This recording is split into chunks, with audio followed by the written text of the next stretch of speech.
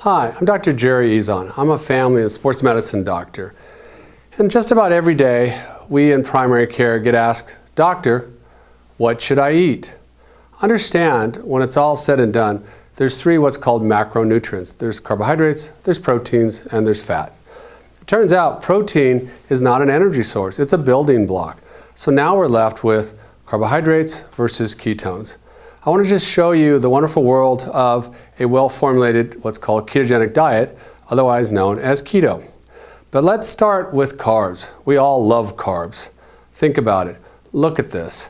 All of us love our sweets. We all have a sweet tooth. It turns out that that is a source of energy, but is it the best one for us humans? So we were told back in the 70s, eat a lot of carbs, don't eat fat, fats will kill you. How'd that go? It's been a 40-year epic failure with obesity going up and in fact most of the chronic diseases. And sadly, it's really affected our children. In a recent Journal of the American Medical Association article, it estimates that by the time these kids are 35 years old, 57 of them will be overweight. But could we possibly take some inspiration and or hints from some of the other cultures that do really well? So there's something called the French paradox.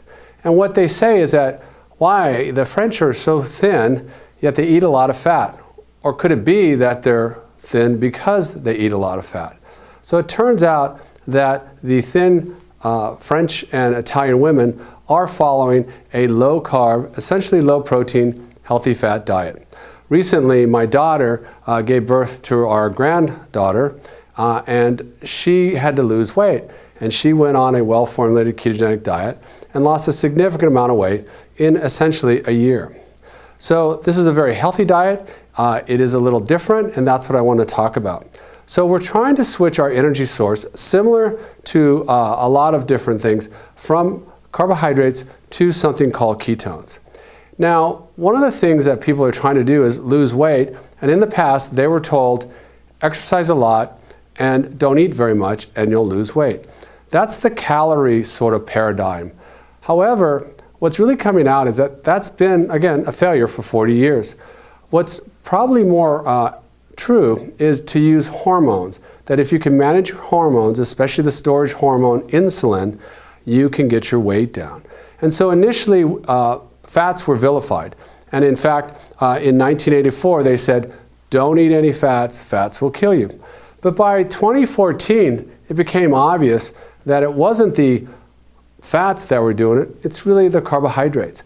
So a high carb, high fat diet, which is the standard American diet, is essentially deadly.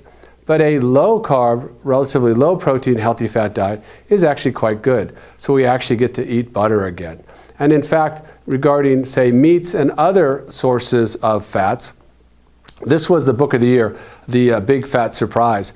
And it shows that, in fact, it is safe and actually healthy to consider having meat and butter and other healthy fats in a well-formulated nutritional program.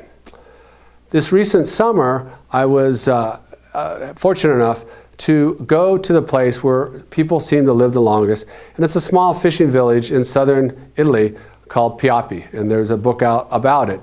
And so, frankly, I don't trust anyone, so I went there. My wife was very nice to let me do that, to learn what the true Mediterranean diet is. We think it's pizza and pasta and garlic bread.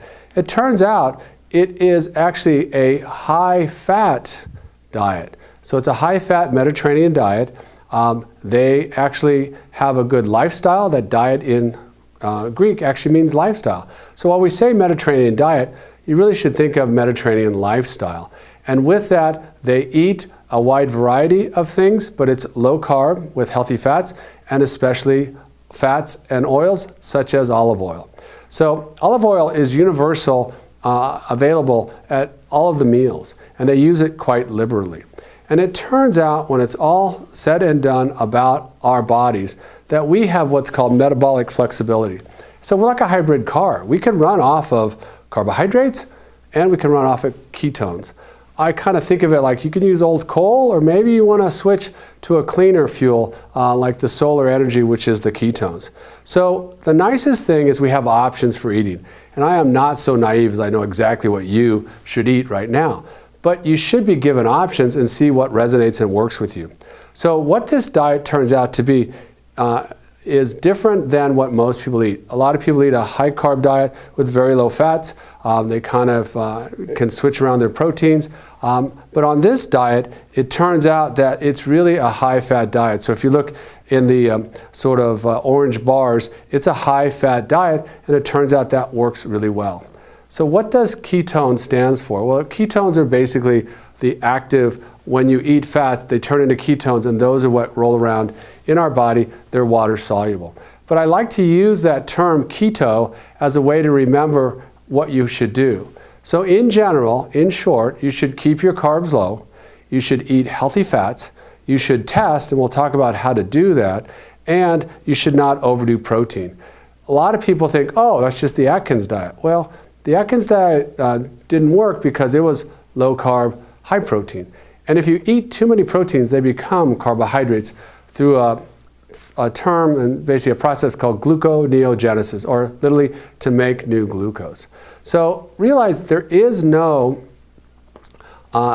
sort of minimum amount of carbohydrates that you need. There's essentially no essential carbohydrates. There's essential fats, there's essential proteins, but we can get by without any carbohydrates because we can make carbohydrates in our body.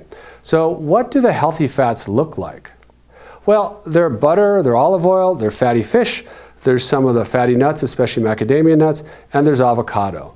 And then, being part Filipino, there's coconut oil. So coconuts are quite good. Even though they're saturated fats, they're quite healthy.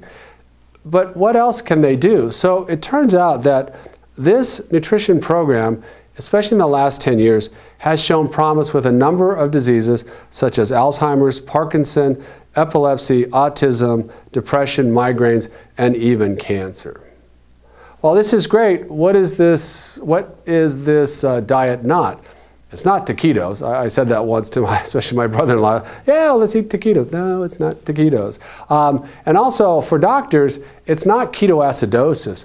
When we're in training, we think of, we've seen patients, all of us have seen patients in our training that come in the emergency room who are uncontrolled diabetics in ketoacidosis. This is not ketoacidosis. Ketoacidosis is a level typically of over 10, a lot of times up to 20 levels of ketones in their blood. We're looking at a nutritional ketosis typically between 0.5 and even up to 5. So it's a magnitude different, it's very low, it's very safe, it's very healthy. But we use healthy fats, and what are the not healthy fats? Well, those are the seed oils and vegetable oils, and obviously the trans fats. Those have all gotten to be realized that they have mostly the bad fats that are inflammatory. So there's good fats and bad fats, and you want to look at the tropical oils, coconut oil, olive oil, avocado oil, and of course butter if you can tolerate it. Now let's talk about the elephant in the room. Won't high fat bring my cholesterol up?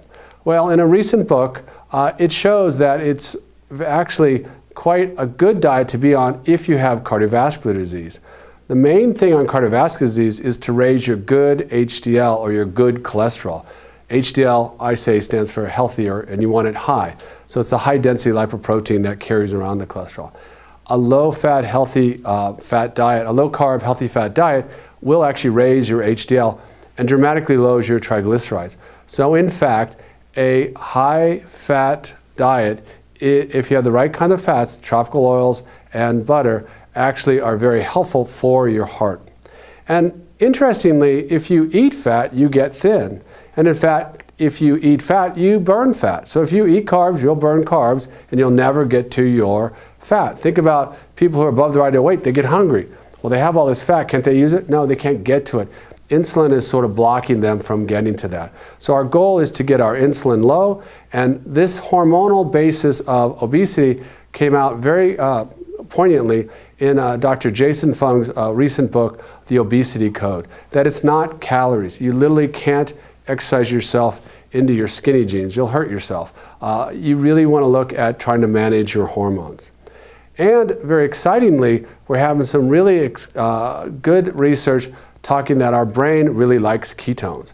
So if you can be on a ketogenic diet, it really improves your brain function and in fact can even reverse with the whole lifestyle Alzheimer's and neurocognitive decline. Now, it turns out when you look at our bodies and we think of we have 5 liters of blood, it turns out we only have 1 teaspoon of sugar in that whole blood. So we don't do well with a lot of sugar. But you know who does do well with a lot of sugar? Cancer. Cancer can only run off of sugar. And if you don't eat a lot of sugar, you seriously compromise cancer through something called the Warburg effect. Yes, it needs a little bit of glutamine, but in general, it mainly only runs off of sugar. So there's some very exciting research being done now to basically use a ketogenic diet to fight cancer. And so we've been proposing this and looking at it, and there's some excellent early studies for this, and it's very exciting for the future. But the biggest challenge I see in my practice is how do people go from a carb-based diet to a ketogenic diet? Number one, you could start with some of the good books that just give you good ideas on what you should eat. Because everyone's always wondering, well, what should I eat? And really it turns out it can be very, very tasty. In fact, that's what rich Italian and French food is. What we like to do once you start down this road to find out if you really are in ketosis is to test. So there's 3 kinds of ketones. You can do the urine test for the first 2 weeks. So if you want to know if you're in ketosis, you can literally pee on a stick and it'll let you know that you're in that. So that's testing acetoacetate ketone. But after the first 2 weeks, then layers on something called beta-hydroxybutyrate. And this is with a finger stick. So just like you could check your glucose with a glucometer, you could check your ketones with a ketometer. And so it's very affordable. There's some newer ones out now, and that is the best way because then we're not saying you should eat so many grams of this and so many grams of that. You really want to keep it as low a carbs as you can comfortably, reasonably protein, typically about half your body weight in grams of protein. So if you weigh 200 pounds, you should probably get about 100 grams of protein. And then check your ketone levels, and you can decide between the big 3 of what you eat, what you don't eat, and when you eat.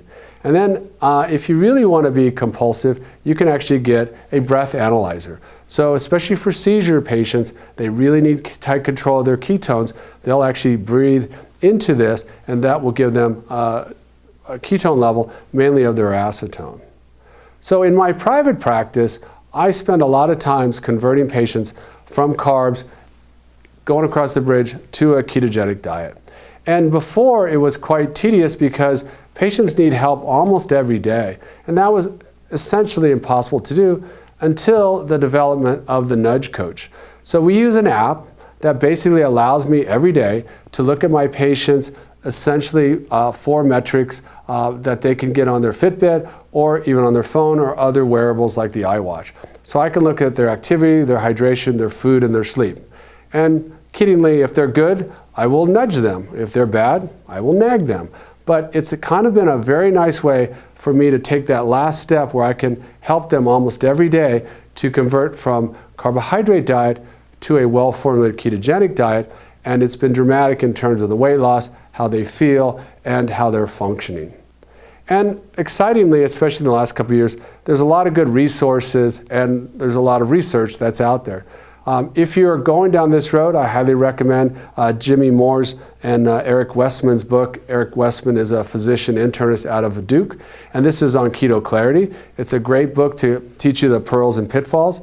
You know, sort of the gurus in this is Dr. Finney and Dr. Volek, with their 2 classic books of the art and science of low carbohydrate living. Jason Fung is the thought leader in this. He has 2 amazing books out, one on the obesity code and one on the guide to fasting, because again, it's what you eat, what you don't eat, and when you eat. And fasting, intermittent fasting, is definitely not starvation. Starvation is when you don't know when you're going to eat. Fasting is a very timed ritual, and you could do intermittent fasting. For example, a good way to start on this is just don't eat for 6 hours when you first wake up. Then lunch becomes your break fast, and you keep your insulin down. Other than that, you could start to increase that. Besides these books, he also has The Obesity Code, and this is a podcast with his nurse, Megan Ramos. He does an intensive dietary management program out of Toronto. A pretty fun person on the internet that I've really enjoyed is he's a Estonian sharpshooter named Siim Land. He has over 180 of these pretty entertaining video YouTubes that can get you into a well-formulated ketogenic diet, especially if you're looking at also building muscle. And then if you want to know how we got into all this place, Gary Taubes has several books on why we get fat. So for those of you that really want to know the essence of it, you can look at that. And then for me, that has been very poignant is the whole idea that there is a case against sugar. That sugar, while we think it's sweet and everything, you could argue that it is something that's a big challenge for us. So in and of itself, sugar's not bad. It's just really the dose makes the toxin, meaning if you have a tiny bit of sugar, rarely, that's probably perfect. That's how we're kind of designed. But if you have a lot of it frequently, like most of us have done in the United States, that's how you keep your insulin up, that's how you keep your weight up, and that's how the chronic diseases all start. So in short, I'm hoping that you give a ketogenic diet at least a good look. We're happy to be available to you, and let us know if we can help.